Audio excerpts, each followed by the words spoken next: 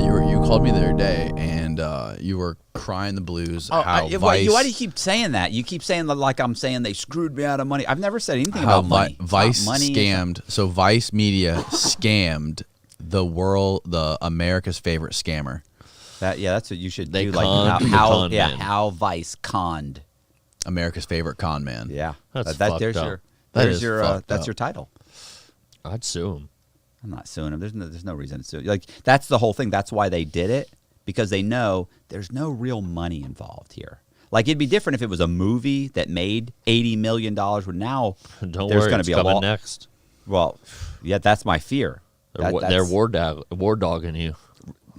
Oh shit, they are war dogging you. Here's the thing. So the thing is, I met this kid named Jacob Diaz. So here's what happens with Vice. Is this one of the stories that you wrote when you were in prison? This is one of the guys you met. 20 some odd stories that I've written, and it was a kid named Jacob Diaz, and I wrote his story, and it's a story about this kid that basically at one point he was homeless. His mother left him. His mother abandoned him. He ended up in foster care eventually, but he was homeless. He ends up working for I want to say it was like the Sinaloa cartel. Yeah, right in the mic. Right in the mic. Right in the mic. Fuck? So he ends up working for the is it the New Generation or Sinaloa cartel? Anyway, whatever. One of the Mexican cartels. And he ends up basically accruing money, arranging he goes through the ranks, right? Well, so I write his story. So he and I I end up writing this story for him. And typically I have these guys sign like a life rights agreement, right? So I have them sign a life rights agreement. And what happens is he says he's going to sign the agreement. So I write the story. I give him the agreement. He says, yeah, let me look at it, this and that.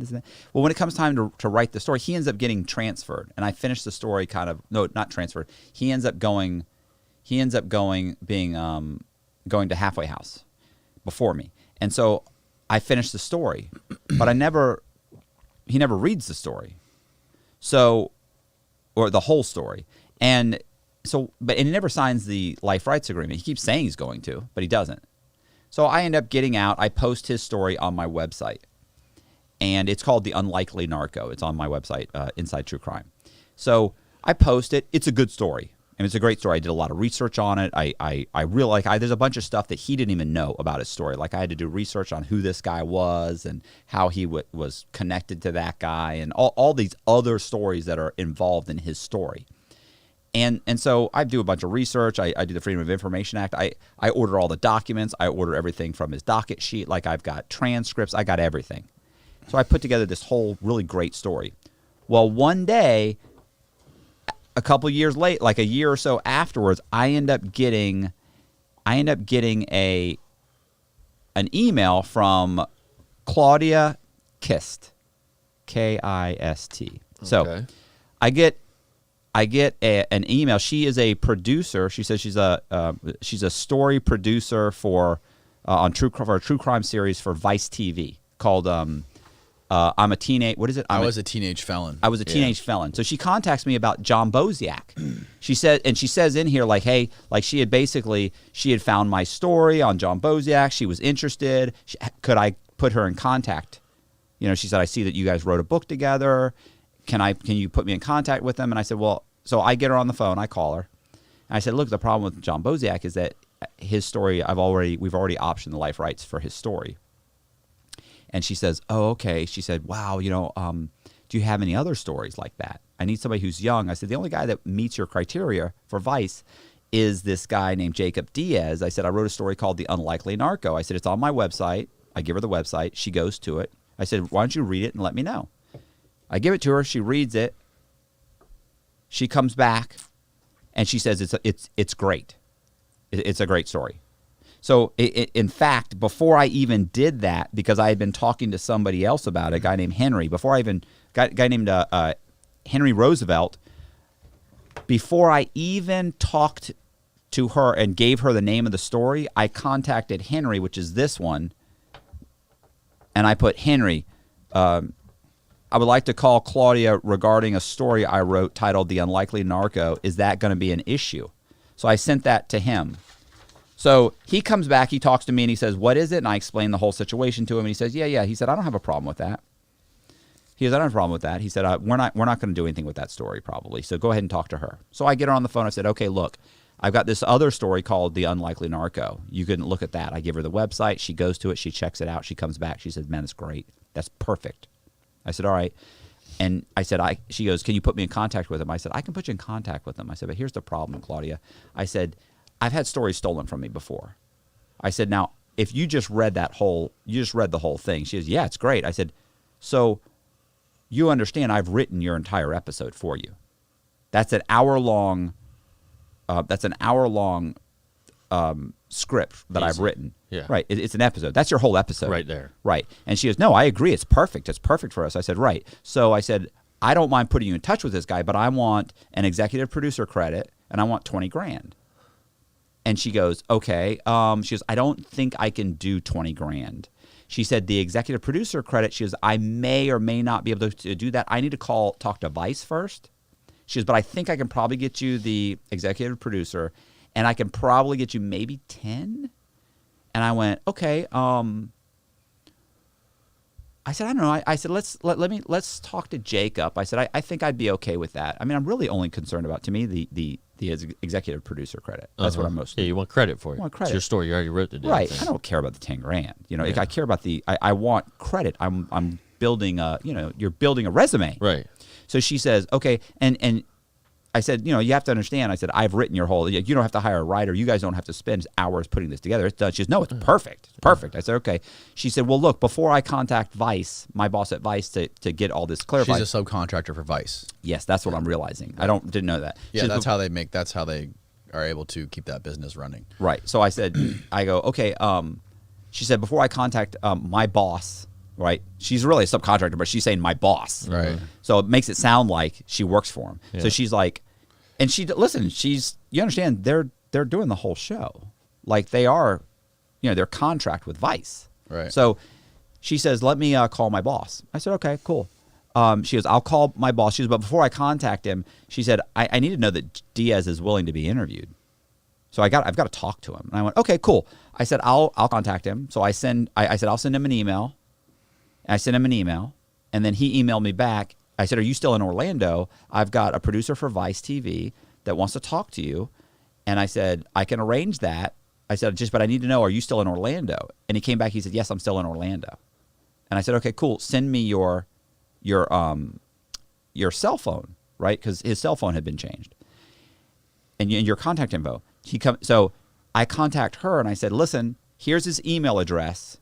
He's going to send me his contact info, but I said, you can go ahead and contact him, and I'll get you his cell phone as soon as he sends it. I said, or if he responds to you, whatever. So she then sent him an email, and some time goes by, and I send her an email saying, hey, what happened? And she comes back and she says,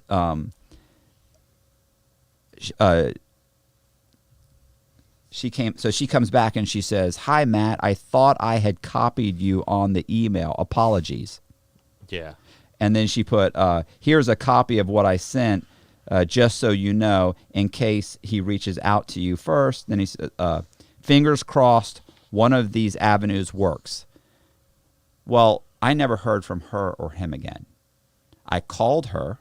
She didn't respond to the call. Mm-hmm. I actually had a call with her and Henry. Henry had talked to her too. And on the call with Henry and the call with me, I said, look, I want to make sure you understand I'm not giving you the story. Like, this is my story. I don't want to be screwed out of my story. She goes, absolutely, Matt. She goes, that's not how I work. I would not do that. She's saying I work for Vice. I work for Vice TV. She says it's a credible company. I would never do that. She said, I assure you, I just need to make sure talk to him to make sure he's okay with it. If he's okay, I come back to you. If you say no, it's no. I said, okay, cool. Because I'm the only reason she even knows about this guy. Mm-hmm. And it's not like there's no public records out there. There's no articles. There's none of that.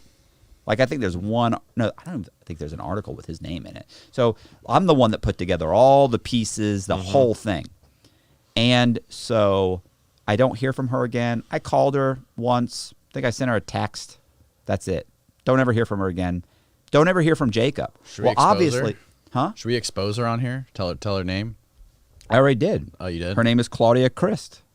She's a producer. God, I can't believe you did that, bro. With the K or a C? It's Claudia with a C, obviously, and it's Christ with a K, K-I-S-T. Oh, K-I-S-T? K-I-S-T. Okay. Kissed. And Claudia assured me that she didn't do business like that. She wouldn't screw me out of anything. And I basically wrote their whole thing. And here's what happens. That's exactly what scammers say. She got to them. As soon as he got the email, he called her. Yeah. She said, I'll give you 10 grand. Right. We don't need Matt Cox. He already wrote the goddamn story. Right. We've already got the fuck. Yeah, we already got his story. We don't need that guy. Why would I give him credit for anything? Yeah. By the way, he wants 20. I'll give you 15. Yeah. I mean, so basically, and I don't know anything about it.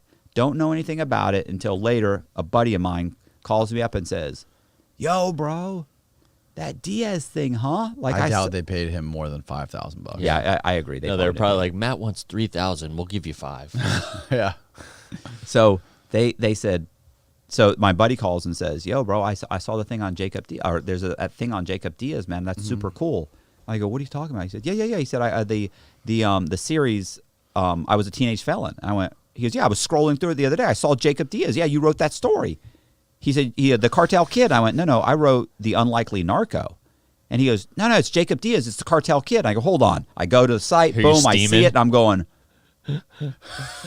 Oh, fuck, I wish we had that on footage. That's my story. I mean, literally, I could have written the little blurb. I could have written it. It was taken directly from my synopsis, like, boom. Directly from your manuscript? From the I have the synopsis of the synopsis, but I also have a little jacket cover which is like 2 or 3 paragraphs. I mean, it's basically they just rewrote it a little bit. It's I'm going, oh my god, this motherfucker. So then I called Danny. I called Henry, and Henry's like the other producer I'm working with. He's like, yeah, bro, they're dirty. He goes, I don't know what to tell you, man. It's Vice. Vice is dirty. Because Vice will steal stuff from people all the time. It's horrible. He said the problem is like it's hard to sue them because the truth is there's not a lot of money in it. And you go to some lawyer, what's the lawyer going to do? The lawyer's going to be like, well, they have a lot of money though. They have a lot of money, but they're going to be like, yeah, but they have their whole system. He said because their whole system is set up to rip people off. Yeah, absolutely. Right. So that if you end up with a lawyer, the lawyer's like, yeah, but when we sue, we'll sue this and this and this, and there's nothing to get. Like, what did that episode make them? Right. And how much are we going to make? Is it worth going to? And they're going to fight us. Because they've got lawyers on staff. They're going to fight us.